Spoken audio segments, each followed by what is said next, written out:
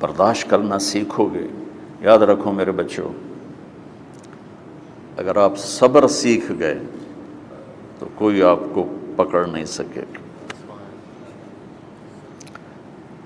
یہ جو ریسنگ گاڑیاں ہوتی ہیں نا، فراری اور مختلف ان کے نام ہیں، مشہور فراری ہے، اٹلی میں بنتی ہے. لیمبرگینی، یہ دونوں بنتی ہیں وہاں اٹلی میں. اور اس میں جو آدمی جا رہا ہو اس کے لیے سپیڈ لمٹ کی قید کوئی نہیں، ورنہ سب گاڑیوں پہ 120 کلومیٹر پر کہ اوپر جائیں گے تو جرمانہ ہوگا. لیکن جو آدمی لیمبرگینی میں جا رہا ہے یا فراری میں جا رہا ہے اس کے لیے کوئی جرمانہ نہیں، چونکہ وہ یوں کرو تو 1 سیکنڈ میں وہ 120 پہ چلی جاتی ہیں، صرف اتنا کرنے سے شو ایسے جاتی ہیں. تو میں آپ کو ایک لیمبرگینی دینا چاہتا ہوں،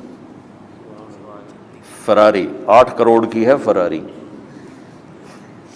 8 کروڑ کی گاڑی ہے فراری. کئی دفعہ وہاں جب جاتا ہوں تو کوئی نہ کوئی بٹھا دیتا ہے، یہ آپ کو ذرا سیر کرائیں. وہ ہمارے کو تو شوق کی کوئی چیز ہے نہیں، وہ نوجوانوں کے شوق کی چیز ہے. تو 8 کروڑ کی گاڑی ہے، میں مفت آپ کو دے رہا ہوں، وہ ہے صبر. آخرت کے سفر میں اگر تیز چلنا چاہتے اور سب سے آگے نکلنا چاہتے ہو تو صبر کی فراری پہ سوار ہو جاؤ. تمہیں کوئی پکڑ نہیں سکے گا، تمہارے کوئی قریب بھی نہیں آ سکے. کہ دنیا میں صبر کرنے والوں کا قحط آ گیا ہے. بڑے بڑے علماء ہیں اخلاق سے خالی، بڑے بڑے علماء ہیں صبر جانتے ہی نہیں. اور پورا معاشرہ سر علماء، تم کل کے علماء ہو اس لیے علماء کی بات کر رہا ہوں، ورنہ پورا معاشرہ میرے بچوں صبر سے خالی ہے. تم سیکھو.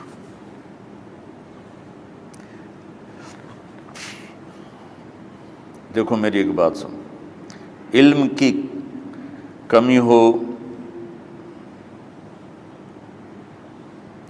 تو اچھے اخلاق اس کو چھپا دیتے ہیں،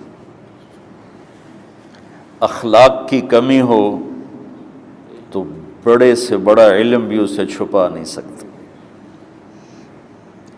سارے عیب ہوں اور اخلاق اچھے ہوں تو اخلاق وہ چادر ہے جس میں سارے عیب چھپ جائیں گے. اور ساری صفتیں ہوں اور بد اخلاق ہو تو ہر صفت کو بد اخلاقی چھپا دے گی. میرے نبی نے نماز لمبی پڑھی، اللہ نے روک دیا، کہا نہیں چاہیے. ما انزلنا علیک القرآن لتشقی، مختصر نماز پڑھیں، درمیانی نماز پڑھیں. پیسہ سارا خرچ کر دے، اللہ نے روک دیا. ولا تبسطها کل البسط، میرے نبی سارا خرچ نہ کرو، کچھ بچا کے بھی رکھو. تبلیغ میں اپنی جان کھپائی، اللہ نے اس سے بھی روک دیا. فلا تذهب نفسك علیہم حسرات، تبلیغ کرو خود نہ مر جاؤ. تبلیغ کتنا بڑا عمل ہے، اللہ نے کہا اعتدال. نماز کتنا بڑا عمل ہے، اللہ نے کہا درمیانہ ہاتھ رکھو. مال خرچ کرنا کتنا بڑا عمل ہے، اللہ نے کہا درمیانہ ہاتھ رکھو. جب میرے نے میں نے اخلاق میں بلند پرواز دکھائی تو اللہ نے کہا شاباش انک لعلی خلق عظیم. میرا نبی میں آپ کو شاباش دیتا ہوں، آپ کے اخلاق بڑے عالی شان ہیں. یہ نہیں کہا کہ اتنے بھی ذرا تھوڑا اکھ بھی کھائی کر کوئی کوڑا ہویا کر. تو تم مولوی بڑے غسیلے ہوتے ہو. تم میرے بچے بیٹھو نا اس لیے بات کر رہا ہوں. صبر نام کی شے ہی نہیں ہوتی. فقہ پڑھنا تو ہماری مت ماری جاتی. قرآن کو بھی فقہ کے انداز میں پڑھتے ہیں، حدیث کو بھی فقہ کے انداز میں پڑھتے ہیں. بخاری سے زیادہ امام بخاری پڑھاتے ہیں. ترجمۃ الباب پہ اتنا وقت لگا دیتے ہیں کہ حدیث جو اصل چیز ہے اس کی طرف توجہ نہیں جاتی۔ امام بخاری کی کتاب کا مقدمہ کوئی نہیں، تو اس پر جب بخاری شروع ہوتی ہے تو ہفتہ ہفتہ اس پہ سبق چلتا ہے کہ امام بخاری نے مقدمہ کیوں نہیں لکھا، جی میں سارے مل کے یعنی امام صاحب نے تو گلاں کی جان۔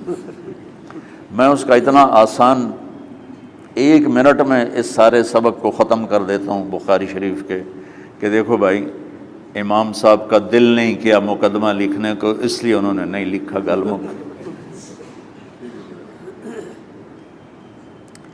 ایک حدیث کے عنوان اور حدیث میں جوڑ نہیں تھا، تو شیخ رمزی بہت بڑے فاضل آدمی ہمارے فیصل آباد، میں نے کہا شیخ یہ جوڑ کوئی نہیں، کہا شیخ ھذا من اصعب ابواب البخاری، یہ بخاری شریف کے مشکل ترین ابواب میں سے۔ میں نے کہا تو بڑا آسان کام ہے، امام بخاری بھول گئے، ترجمہ کوئی اور تھا، حدیث کوئی اور لکھ دی، بھول گئے، بشر ہی تو ہیں، کیوں بچوں نے مصیبت پان دیا۔ تو بچوں شوق سے جاؤ، بہانے نہ کرو، ہماری ذرا تھوک ڈال کے پیٹوں میں درد، وہ شامہ پہ جاؤں گیا پھر توڑیاں ٹھیک ہے نا۔ میں زیادہ بول نہیں سکتا ہوں، ضروری سمجھ کے آیا تھا کہ تم خوشی سے جاؤ۔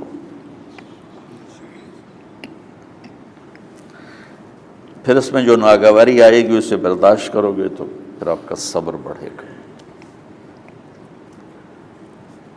تو میں صرف میری شہرت نظر آتی ہے، اس میں جتنا مجھے صبر کرنا پڑا ہے وہ تمہارے سامنے نہیں ہے، جتنی کڑوی گولیاں میں نے کھائی ہیں لوگوں سے وہ تو تمہیں نہیں پتا۔ اب تمہیں اتنا نظر آتا ہے کہ واہ واہ ہو رہی ہے آگے پیچھے لوگ، میرے اللہ کا کرم ہے، میری کیا اوقات، آج ہوں کل مر جاؤں گا، اولاد کو بھی یاد نہیں رہے گا کہ طارق جمیل کون تھا۔ جو ہے اس میرے رب کا کرم ہے، مجھے اپنی شہرت سے کبھی دھوکہ نہیں لگا۔ تو میرے بچوں اس لیے بتا رہا ہوں، کوئی فخر نہیں، کہ مجھے اپنی شہرت سے کوئی دھوکہ نہیں، ایک لمحے کے لیے بھی مجھے دھوکہ نہیں۔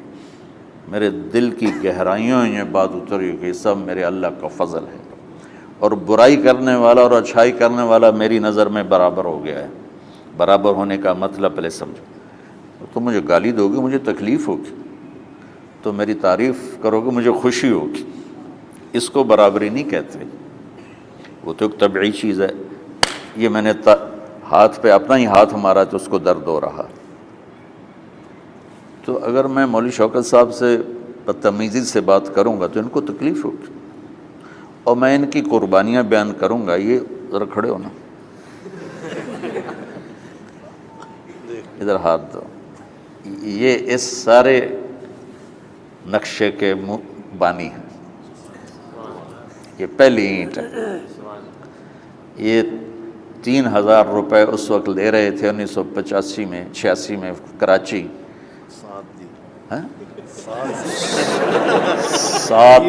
7,000 ان کی تنخواہ تھی، اور میں نے ان کو تلمبے میں بلایا 900 روپے مہینے پر۔ کتنا فرق ہے 7,000 اور 900 کا؟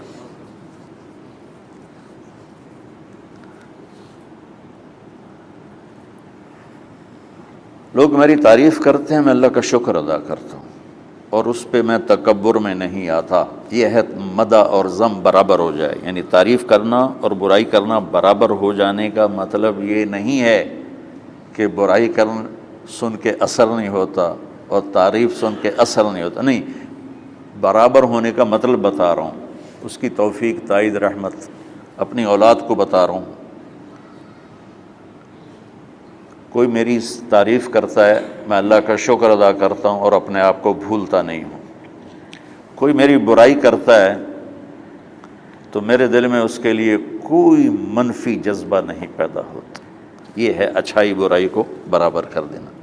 کہ میرے اوپر مختلف الزام لگتے ہیں تو میں ان کو پی جاتا ہوں، اور اس طرح کا معاملہ کرنے والوں سے اپنے دل کو بالکل صاف رکھتا ہوں، بالکل صاف، اور میرا ان سے معاملہ اسی طرح ہوتا ہے جیسے پھر آؤ جی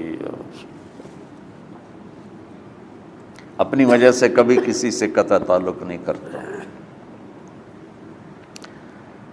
تو بچوں، صبر بہت بڑی دولت، یہ تمہاری تبلیغی زندگی میں بھی کام آئے گی، علمی زندگی میں بھی کام آئے گا، جب تم گھر والے بنو گے، شادیاں ہوں گی، اس وقت یہ کام آئے گا۔ ٹھیک ہے، اب بہانہ تو نہیں کرو گے نا، خوشی سے جاؤ گے نا؟ چلو، السلام علیکم۔